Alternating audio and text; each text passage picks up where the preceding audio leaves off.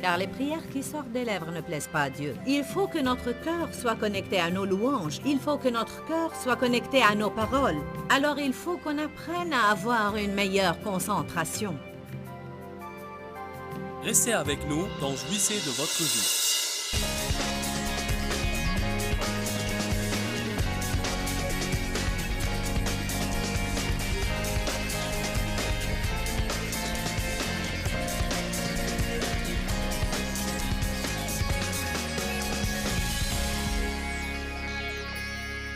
Les personnes les plus puissantes dans la prière sont celles qui intercèdent pour leurs ennemis.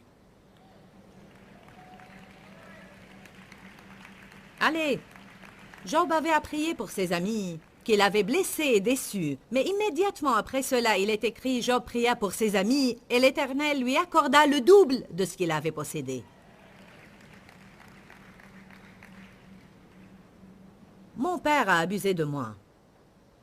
Et j'ai prié pour lui durant 30 ans. J'ai semé des grains et vécu selon l'amour. Et à 80 ans, il a enfin donné sa vie au Seigneur et expérimenté la nouvelle naissance. Et on l'a baptisé. Mon père n'est pas en bonne santé maintenant et il reste tout le temps assis sur une chaise. Mais il met une grande bénédiction. En fait, quand je l'ai visité, l'autre jour, il m'a dit « Tu sais, ma petite, j'aime beaucoup le message que tu prêches maintenant à la télé et qui est intitulé « Je suis sur la bonne route ». Il a dit « Tu as tabassé le diable la semaine passée ».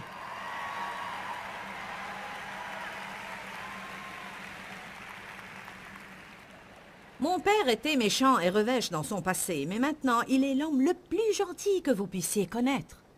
Il est très doux et très gentil. C'est très efficace de prier pour ceux qui vous ont blessé. Et vous ne le faites pas car vous avez envie de le faire, mais vous le faites comme au Seigneur. Que dit le Seigneur dans un de ses commandements? Priez pour vos ennemis. Bénissez-les. Ne les maudissez pas. Priez pour eux et Dieu vous bénira quand vous le faites.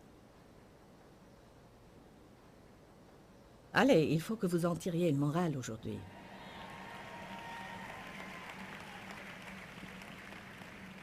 Parlons un peu maintenant de la prière de l'importunité. Prenez Luc 18. C'est une prière continue. Certaines prières consistent à dire quelques phrases et puis vous vous occupez de vos propres affaires. Mais d'autres prières continuent à vous revenir à cœur d'une façon continue et sans arrêt. Certaines personnes disent « Priez jusqu'à avoir votre percée ». C'est un slogan que les intercesseurs utilisent parfois, ou bien vous devez prier jusqu'à être libéré. Luc chapitre 18, verset 1. Jésus leur dit une parabole pour montrer qu'il faut toujours prier, sans se lasser et sans jamais se décourager ou abandonner. Il dit, il y avait dans une ville un juge qui ne craignait Dieu et qui ne respectait pas ni n'avait d'égard pour personne. Il y avait aussi dans cette ville une veuve qui venait lui dire « Défends-moi, protège-moi, fais-moi justice contre mon adversaire. » Pendant longtemps, il ne voulut pas. Mais ensuite, il se dit en lui-même « Bien que je ne craigne pas Dieu et que je ne respecte ni n'ai d'égard pour personne, néanmoins parce que cette veuve continue à m'importuner, je la protégerai et je lui ferai justice, sinon elle reviendra sans cesse m'ennuyer et m'exaspérer par son importunité. Et finalement, elle finira par m'exaspérer et par m'épuiser. » Alors le Seigneur ajouta, « Écoutez bien ce que dit le juge inique. Il dit, s'il est possible d'épuiser un juge méchant et injuste, alors que fera notre Dieu qui est juste pour nous si on ne lâche pas? » Dans certaines situations, je me suis tournée vers Dieu et lui ai dit, « Me voici de nouveau. Seigneur, je ne veux pas paraître irrévérencieuse, mais je ne vais me taire qu'après avoir eu ma percée. Parce qu'il y a certaines choses qui sont sûrement conformes à la volonté de Dieu, et je dis, je ne me tairai qu'après avoir eu ma percée. » Continuons, Luc 18, verset 7. « Et Dieu ne ferait-il point justice à ses élus qui crient à lui jour et nuit? Et tarderait-il à leur venir en aide? Je vous le dis, il les défendra et protégera et leur fera promptement justice. Mais quand le Fils de l'homme viendra, trouvera-t-il la persévérance dans la foi sur la terre? » Ne baissez pas les bras. Je vais partager avec vous un autre principe pendant que nous y sommes. Verset 10. 2 hommes montèrent au temple pour prier. On a expliqué hier comment la prière sincère vient du cœur et que nous devons faire attention à ce que nous disons et comment nous pouvons réciter des prières qui n'ont aucun sens. Je pourrais réciter le Notre Père et penser à autre chose en même temps. On a même dit combien il faut faire attention si on utilise des livres de prière, car on pourrait lire les prières de ce livre sans que notre cœur y soit. Je ne vous dis pas de ne pas les utiliser. Personnellement, je fais mes propres prières, mais je sais que d'autres personnes aiment faire autrement. Je n'essaie pas de passer une loi et je pense que ça va tant que notre cœur y est. Amen. De même si vous allez à une église où on récite des prières données chaque semaine, on récite les mêmes prières ou liturgies et on répète la même chose plusieurs fois chaque semaine, vous devez faire attention à ce que votre cœur y soit. Car les prières qui sortent des lèvres ne plaisent pas à Dieu. Il faut que notre cœur soit connecté à nos louanges. Il faut que notre cœur soit connecté à nos paroles. Alors il faut qu'on apprenne à avoir une meilleure concentration.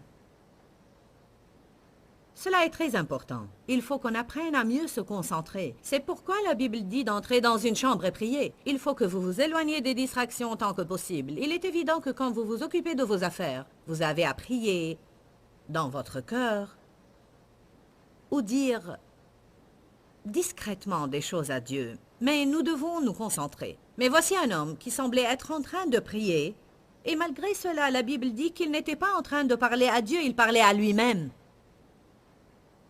Je crois que quand on prie parfois, surtout quand on prie à voix haute, on le fait pour impressionner les autres. Ou bien même pour nous impressionner nous-mêmes. On est impressionné par notre propre éloquence. Allez, soyons honnêtes.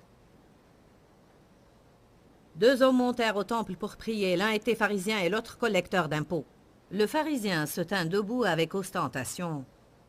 Et il commença à prier pour et avec lui-même. Dieu merci, car je ne suis pas comme le reste des hommes, qui sont malhonnêtes, accapareurs, injustes dans leur cœur et leur vie est adultère, et en particulier pas comme ce collecteur d'impôts là-bas. Puis il commence à citer toute une liste de ses bienfaits. Mais la partie que j'aime, c'est qu'il n'est même pas mentionné qu'il était en train de prier à Dieu.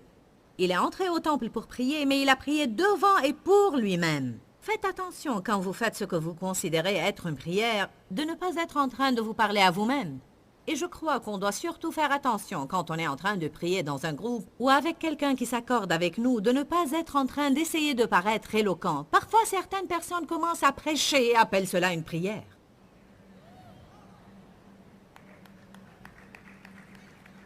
Quelques-uns d'entre vous savent de quoi je parle. Et c'est comme, est-ce que tu peux te taire? Parfois, si j'ai vraiment faim et je suis en présence d'une telle personne, je dis, bénissons le repas rapidement et mangeons.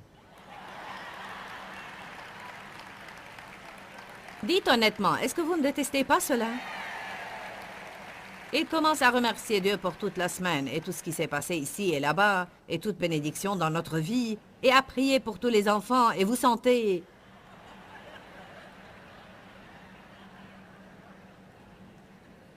Si jamais vous commettez l'erreur de commencer à manger avant de prier, dès que vous vous en rendez compte, dites que tout ce qui est en moi bénisse l'Éternel et Dieu le couvrira.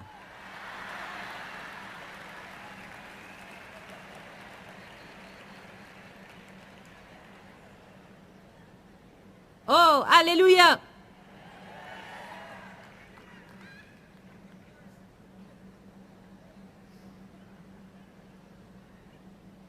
On doit prier jusqu'à ce qu'on se sente libéré des choses. Il y a différents genres de prières. Les prières qui vous viennent à cœur et vous les mentionnez simplement à Dieu. Et vous êtes libéré. Mais je crois que parfois, écoutez-moi bien car cela est important, parfois les gens prient par obligation et sans être guidés par le Saint-Esprit. Et c'est pour cette raison que la prière devient souvent une œuvre épuisante sans vie pour les gens. Parfois, le Seigneur me met quelque chose ou quelqu'un à cœur et je le sens vraiment. C'est au-dedans de moi et je commence à prier, mais parfois je sens que je suis dans l'obligation de prier. Et je ne comprends pas vraiment pourquoi je n'ai pas envie de le faire. Alors je me force à prier. Et c'est comme... Nous ne sommes pas les seules personnes dont Dieu se sert. Il se servirait peut-être d'une autre personne pour suffire à ce besoin. Alors pourquoi on n'a pas le courage de commencer à prier des prières que l'Esprit de Dieu nous met à cœur et selon sa direction, apprendre à aller jusqu'au bout des choses. Parfois, vous aurez ce qu'on appelle un fardeau. Jérémie a beaucoup parlé des fardeaux. Et le fardeau, c'est quelque chose qui vous vient lourdement à cœur. Parfois, vous ne savez pas ce que c'est, mais vous sentez le besoin de prier. Cela m'est arrivé récemment quand j'étais en train de regarder à la télé un programme que je voulais regarder. Mais j'ai eu ce désir de pleurer, et c'était comme... Je ne sais pas ce que j'ai et ce qui m'arrive, je me sens vraiment de l'intérieur. Alors j'ai éteint la télé, et je suis tombée sur ma face. Et j'ai commencé à prier, et pleurer devant le Seigneur, et puis soudain une jeune femme me vint à l'esprit, et je savais qu'elle passait par des moments difficiles. Et pour 15 minutes peut-être, j'ai prié, et j'ai intercédé, et j'ai prié, et j'ai pleuré, et prié pour elle. Laissez-moi vous dire quelque chose, vous ne pouvez pas inventer cela. Alors si cela ne vous est jamais arrivé, ne quittez pas en disant « Qu'est-ce que j'ai ?» Dieu ne se sert pas beaucoup de moi de cette façon. La plupart de mes prières sont normales et ordinaires. D'autres personnes ici, je veux dire que j'ai une amie à Minnesota qui a le don d'intercession. Et je vous dis qu'à chaque fois qu'elle se met à genoux pour prier, après moins de 5 minutes, elle commence à crier et pleurer. Elle a un appel différent du mien, et je ne me sens pas non spirituelle quand je prie avec elle, et qu'elle commence à pleurer pendant que je dis « Loué soit Dieu ». Quand est-ce qu'on va apprendre à arrêter de comparer nos appels, nos dons et nos offices avec ceux des autres et accomplir notre tâche? Amen.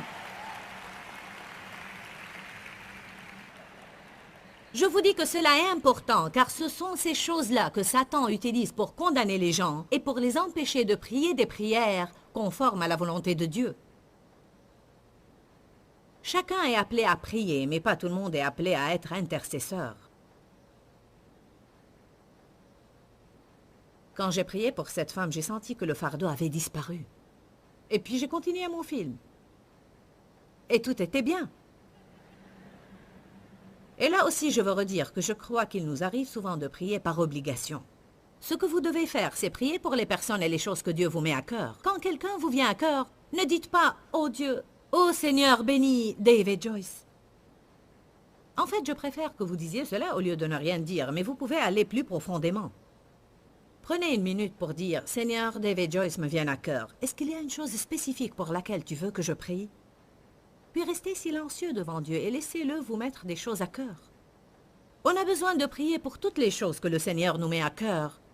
Et de cette façon, la prière devient un travail en quelque sorte, et parfois nous n'aimons pas le travail.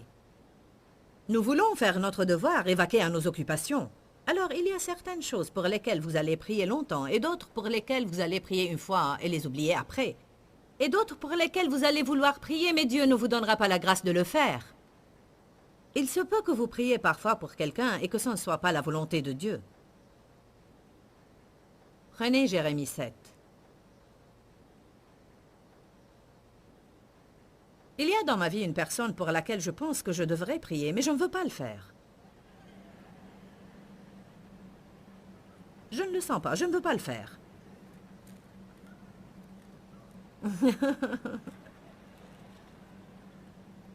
Vous pensez maintenant, Dieu. Elle dit des choses que je voulais dire, mais je n'ai jamais osé le faire. C'est tout ce que je fais ici.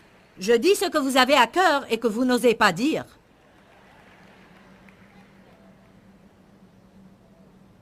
Quelqu'un m'a parlé récemment d'une personne que je connais très bien et m'a dit « Je prie profondément pour elle tout le temps depuis qu'elle a eu ce problème. Sûrement que tu pries pour elle. » J'ai dit « Je n'ai plus prié pour elle depuis qu'elle est partie. »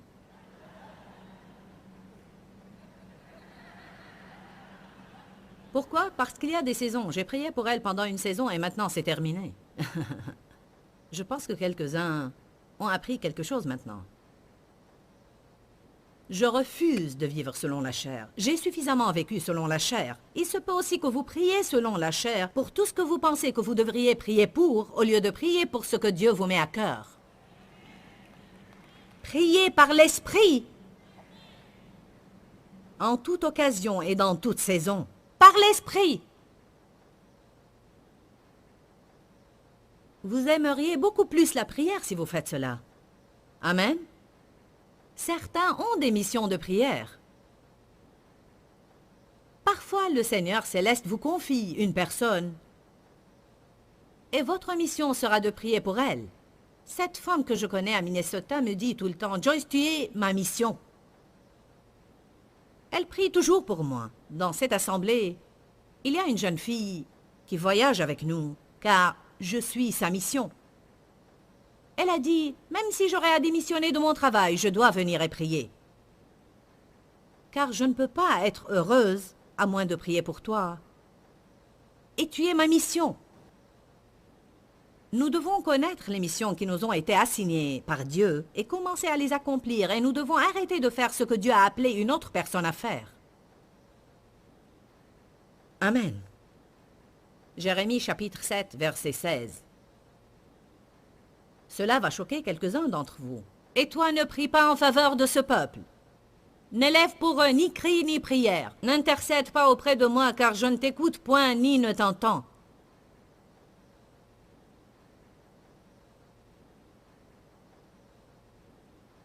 Je crois qu'il vaut mieux que je n'essaie pas d'expliquer cela.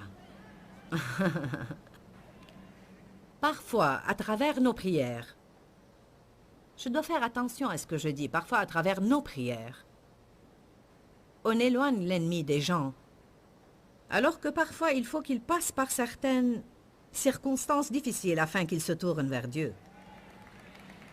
Vous pouvez protéger les autres par vos prières, alors que Dieu ne veut pas. À votre avis, que signifiait Paul en disant « Livrez-le à Satan pour la destruction de la chair afin que son esprit soit sauvé ». Un homme avait commis un acte d'inceste, et tout le monde voulait le réconforter et prier pour lui, mais Paul a dit « Livrez-le à Satan ». Il voulait dire « N'ayez aucune communion avec lui et ne priez pas pour lui pour le moment. Laissez-le avoir une saison dans laquelle il fait ce qu'il veut et voyez s'il va être content. »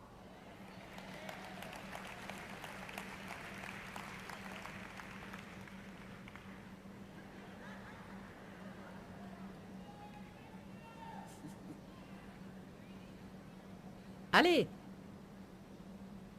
Parfois, les gens vivent une saison dans laquelle ils font ce qu'ils veulent, puis ils découvrent, et ça ne prendra pas beaucoup de temps.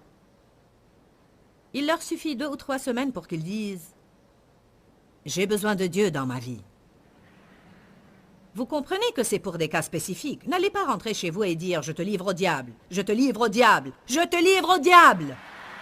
Ne dites pas « Joyce a dit qu'il faut que je te livre au diable !» Et vous qui nous regardez à la télé, ne faites pas cela, car quelques-uns diront « Oh, waouh, loué soit Dieu !»« Waouh ! J'ai une bonne raison maintenant. » Je parle d'être guidé par le Saint-Esprit. Je parle d'apprendre à distinguer quand l'onction est présente et quand elle ne l'est plus. Écoutez bien cela. Là où Dieu est présent, il y a facilité, il y a abondance, il y a l'onction avec cette huile sainte qui est la présence du Saint-Esprit. Quand j'ai à lutter, à me débattre et à faire des efforts, alors il y a quelque chose qui ne va pas dans ce que je fais. Amen. Je crois que Dieu a appelé Dave pour intercéder pour ce pays. Dans les 7 dernières années, je l'ai vu prier et pleurer.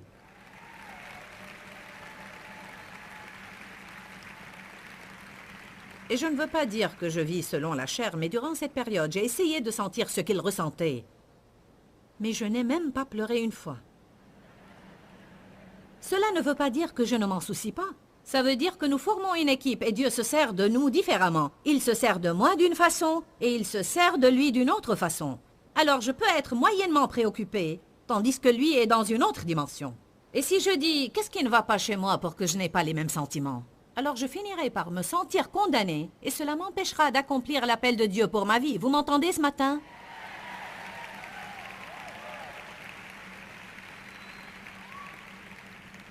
Loué soit Dieu. Bon alors, il y a la prière d'union. Vous avez un besoin et vous demandez l'aide d'autres personnes parce que vous n'arrivez pas à avoir votre percée par vous-même. Prière de consentement. Vous vous rassemblez avec d'autres personnes pour prier, mais cette prière ne peut être faite que par des personnes qui vivent en union. Ne critiquez pas votre pasteur tout le temps et quand vous apprenez que vous êtes malade, vous l'appelez pour qu'il s'accorde avec vous en prière. Tu ne peux pas te disputer avec ton mari tout le temps et quand il perd son travail, tu lui dis « accordons-nous en prière ». Vous ne pouvez pas vous accorder seulement pour les choses que vous voulez. Cette prière ne peut être faite que par des personnes qui vivent en accord. Le Seigneur dit, si deux d'entre vous s'accordent sur la terre pour demander une chose quelconque, elle leur sera accordée par mon Père qui est dans les cieux. Dieu apprécie tellement les personnes qui payent le prix pour vivre en consentement, en union et en harmonie, qu'il dit que quand deux telles personnes se rassemblent, une force puissante leur sera accordée et ils auront leur percée. Un seul mettra 1000 en fuite et deux 10 000. Que dire maintenant à propos de l'intercession? Elle est un des genres de prières dont on a besoin le plus. Pourquoi? Parce qu'il y a beaucoup de personnes qui ne savent pas comment et de quelle façon prier pour eux-mêmes. Pourquoi? Parce qu'ils n'ont pas de relation avec le Seigneur. Une brèche. Dieu a dit, je n'ai pas trouvé parmi eux un homme qui se tienne à la brèche. C'est quoi une brèche? C'est un espace entre deux choses. Maintenant, il y a un espace entre la chair et moi. Si je ne pouvais pas marcher, j'aurais eu besoin, si je voulais être en contact avec la chair, j'aurais eu besoin de quelqu'un qui se tienne dans la brèche pour que j'atteigne la chair. Amen?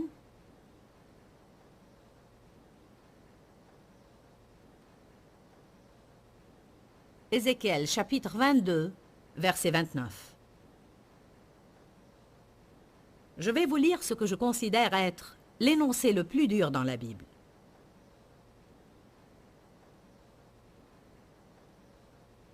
Ézéchiel 22, à partir du verset 29.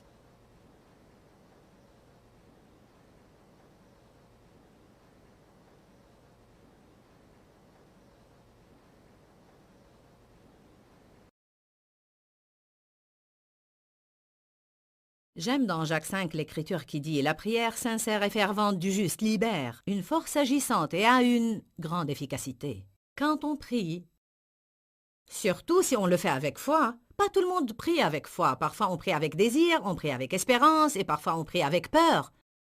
Mais quand on prie avec foi, on libère une force agissante qui change notre vie et celle des autres aussi. Alors je vous encourage vraiment à apprendre autant que possible au sujet de la prière.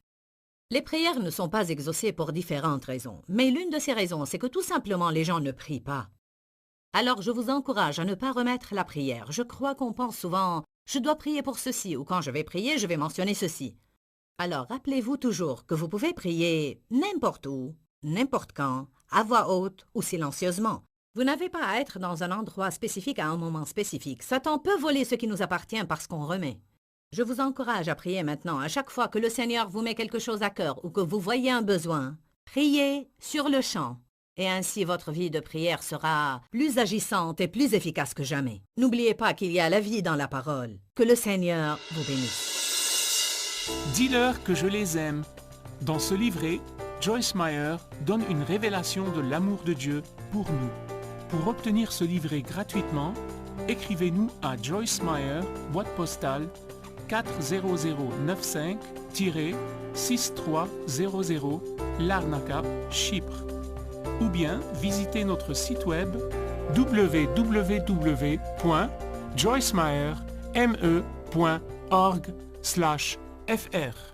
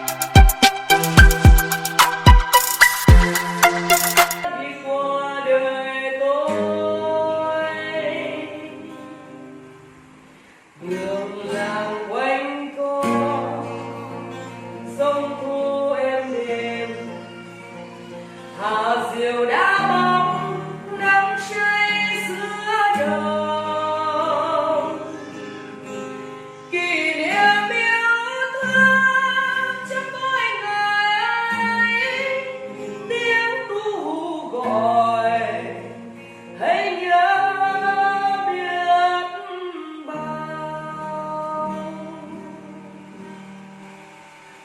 Tôi xa quê